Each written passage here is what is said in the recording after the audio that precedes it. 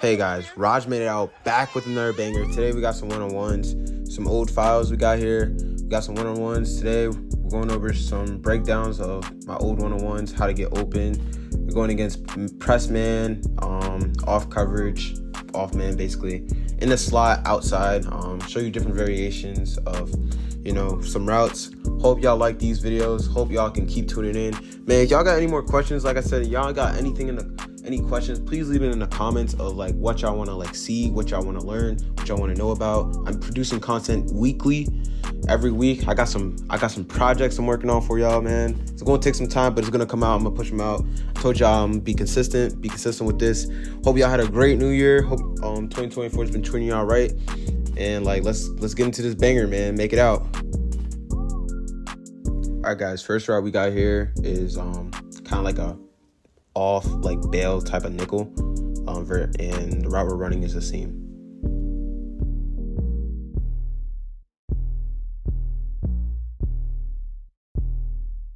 All right, so basically my thought process in this route was, honestly, I thought he was going to press, so I was going to give a release, but as soon as I saw him backpedaling or giving me cushion, I just thought about attacking his leverage and his cushion and just getting as much space as possible. My thought with seams, I usually think winning inside, because safety can, like, if you hit that like little window, like where you pass the linebacker or the hook defender and like right past him before you hit the safety, that's where you're gonna usually get the ball. But that's kind of what I was thinking right there. Just attack his leverage, stemmed him. I used my stemmed him outside, give him like a step towards the outside, towards his leverage, and just continue down the seam, stay down the hash. Because like when you guys get to college, a lot of times you're gonna run your seams like 2 yards outside the hash. I know I didn't do that here, but this is before I went to college, like way before I went to college. But usually you run it 2 yards outside the hash. You're kind of like a little bit closer to the hash, you know what I'm saying? And that's how you're gonna kind of win. It's kind of how I want to win. You don't want to win like, if you take it more outside, past like 2 yards outside the hash, it's more like a slot fade. And then if you're going against like cover 3, cover 4, you could attract that corner towards you. So that's why I kind of keep my seams more so inside. But that was my thought process. That's how I won, and hopefully this can help you.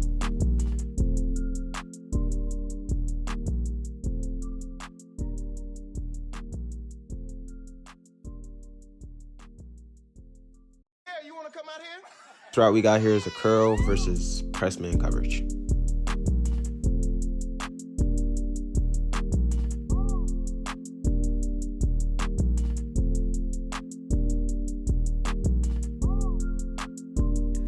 So as you watch these one-on-ones, I want you to just watch how I pair my releases and my routes and make them all look the same. So my thought process for this day was to honestly make all my releases like look the same, so that anytime like he's guarding me, he's thinking of like these routes, like, oh, he did this release with this route, so then he's thinking, you know what I'm saying, he's thinking. I want him to think, I want him to guess. But this is how you use deception and disguise things that way. When you ever hear those coaches tell you, like, make sure even the times when you're blocking, do a release, because that could like pair into something else. That's how I learned it. But I did a speed release here. I didn't want to give him too much. I wanted to show like I'm faster than the DB guarding me here. So I was like, I want to show that, like, yo, I'm just trying to beat you with my speed. I give him speed release, and I kind of just sold vertical. I want him to feel that like he was getting beat. I want him to overrun me. He kind of did, and that's where you kind of see that throw by, but I didn't really throw him by. I just snapped down really good, and my goal was to come back to the ball. Anytime you're running these curls, comebacks, it's really good that you come back to the ball and attack the ball, because, you know what I'm saying, if you don't, that could have been a pick right there. He played good coverage on that, but since I attacked the ball and I kind of like, you know what I'm saying, use my hands, use my arms, use my, like, you know what I'm saying, use his leverage against him, it caused me to get more separation even when it was like tight coverage.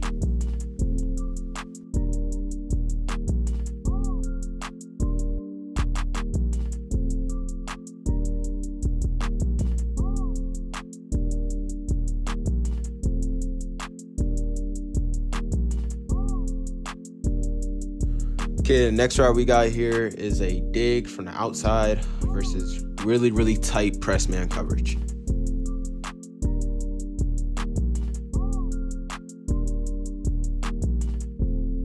If I'm being honest, he played this exactly perfectly. The thing with me here is that, like, instead of me taking an outside release and squatting him by, I knew he was someone who was like really hard to beat. Once, like, it's hard to beat his leverage. Like, I kind of knew him playing against him. It's hard to beat his leverage. He's lengthy, kind of long. So I took the inside release, and in a real game, that probably would have been locked down. But this is one-on-ones here, so we're gonna bypass it. But like I said, I took the inside release. He played it perfectly well. He knew it was coming inside, but I still got inside. Since he was playing so aggressive, if you know the technique at the top of your route called the chicken wing, honestly, what I like to do when I take an inside release is restack. Right here, I couldn't restack him. So since I couldn't restack him, I used his aggression where he was being super aggressive, like grabbing you and all that stuff. I used the chicken wing, leaned into him, and broke off. That's how I got so much separation, because it was so easy. Especially with digs, is really helpful because you're coming flatter compared to a post where you're staying skinny high and they can undercut and like intercept the ball.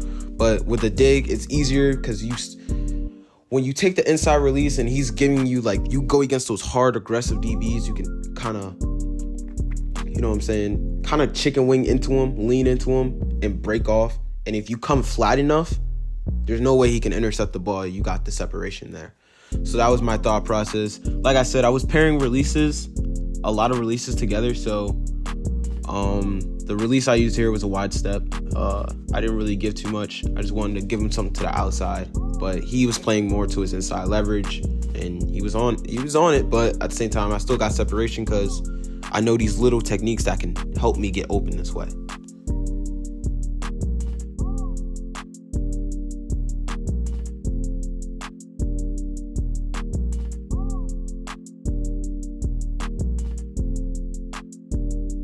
Okay, guys, next route we got here is press man coverage again. Inside leverage, DB, and we got a fade.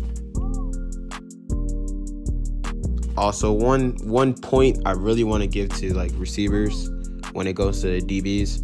Whenever you go against a really, really aggressive DB, do not cut your route short at all for anything. If you look back, if you could, like, rewind the video and go back to the dig, you can see that I still pushed to my depth of my route. I still ran 10 yards. Even if I was, like, getting pushed inside and, I still pushed to my depth.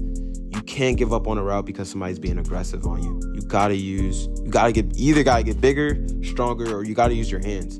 You can see in all my routes, I use my hands. I'm using my hands to get open, and I'm hand fighting. You have to hand fight. As small as I am, I'm hand fighting. So if I'm small doing it, just imagine you guys doing it. Y'all are probably like 6 foot, 6'2", 6'3", 6'4", however tall y'all are, 5'11", 5'10". If I'm small, 5'8", doing this, then y'all can do it too.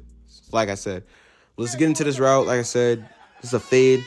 I just used I paired my releases. Since he already seen this release, he wasn't trying to play full speed because he overran the last one, and I ran a curl. But this time I just beat him with my speed because he didn't see it coming. You know what I'm saying? I paired my releases, make all my routes look the same. Now I beat him on this easy fade. All right, guys, so this next route is a stop and go. Well, kind of like a comeback and go, honestly. And versus press man coverage once again.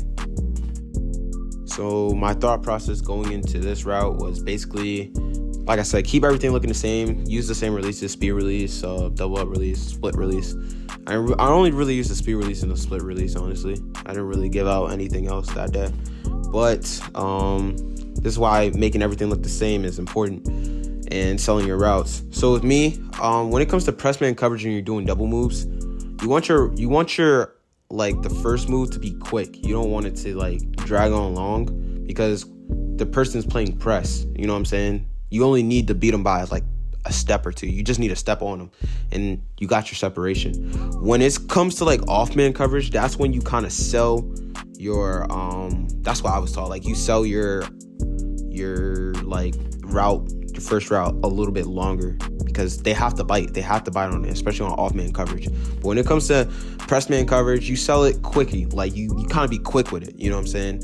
And that's why I got this much separation. I was pretty quick with my thing. I didn't like sit here and drag on with the super long like curl type thing. I just kept it quick and got my separation, because that's all it's gonna be. They're in a mind where they're like, especially with the ones who guess a lot, they're in a mindset where they're just like, you know what I'm saying, they're you know what I'm saying, they're not really thinking about double moves, especially in a game you would get way more separation in a game.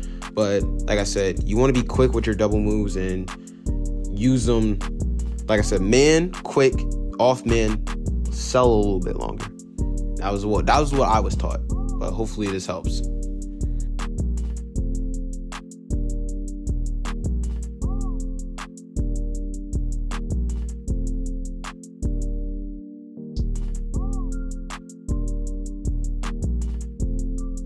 Next route we got here is a dig versus inside leverage, like off man coverage.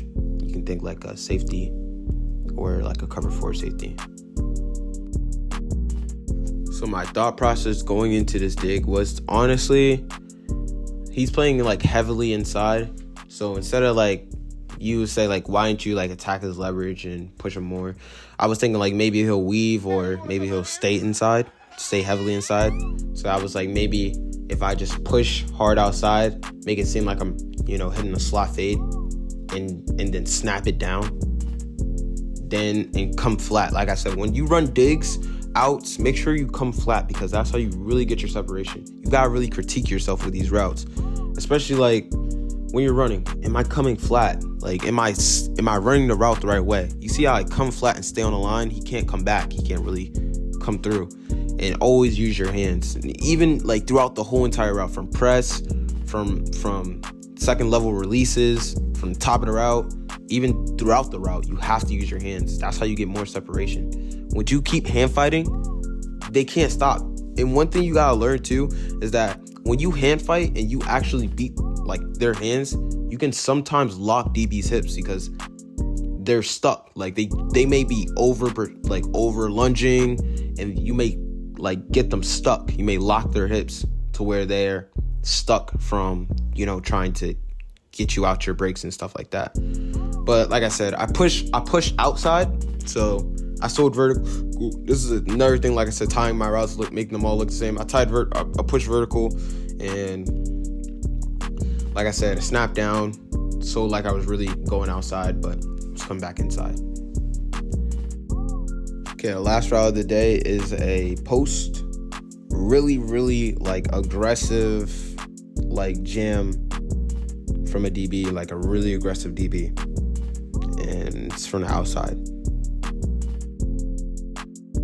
Okay, sometimes when you guys are going against DBs, you can kind of tell what they're going to do before they do it, just by their alignment. And like before they snap the ball, you get like 3 to 5 seconds to scan the field to see what's in front of you, honestly. So like I kind of knew he was going to jam me like this. Like I could tell. If you look at his feet, one foot is more staggered than the other, and honestly, you could just see it coming. So with me, like I said, me seeing that coming, the release, like I had a certain release I wanted to work, but I changed it right on the fly. You gotta be reactionary. You gotta be able to react. Changed it to a split release and took an inside release. The reason why I took inside, because with aggressive DBs, sometimes they push you, and if they get you outside, they'll wall you to the sideline. So I was like, all right, let me take an inside release. That will catch them off guard. So once I beat the press, like I said, you must always work your hands. To get separation. I beat him. Once I beat the press and I worked inside, that's when I restacked him. You can see he's trailing me. That's exactly what I wanted. Because with that, that's where all those double moves, rocker steps, vertical sets, anything you do would just catch them off guard, because they're trailing you. They're chasing after you. And me being fast makes it worse, because they really can't catch me. So what I did, I used my eyes. Instead of really giving like a rocker step or anything, doing too much, selling the route, I just gave my eyes. Made it seem like I was really running a fade. I restacked them and just beat them on a fade. And then I just broke on the post by giving my eyes. That's why you gotta be able to be deceptive and just also be reactionary. When you see something, believe yourself. Like, have confidence in yourself and believe what you see. Don't second guess. Don't think too much at the line. If you've been practicing a lot, practicing your releases, when things you see come at the line, like when you see certain things at the line, and when you've been watching a lot of film, you see how certain DBs play, some of this stuff won't really like affect you or bother you. You can just react and you'll still win, if that makes sense. Hopefully this helps. But like I said, this is the last breakdown. I hope y'all really enjoyed this video. Hope this helped y'all a lot, and I hope y'all get better. If y'all have any questions, like I said, please leave it in the comments below. I'll answer all of them. I'll get back in time. But like I said, hope y'all enjoyed this video. Make it out.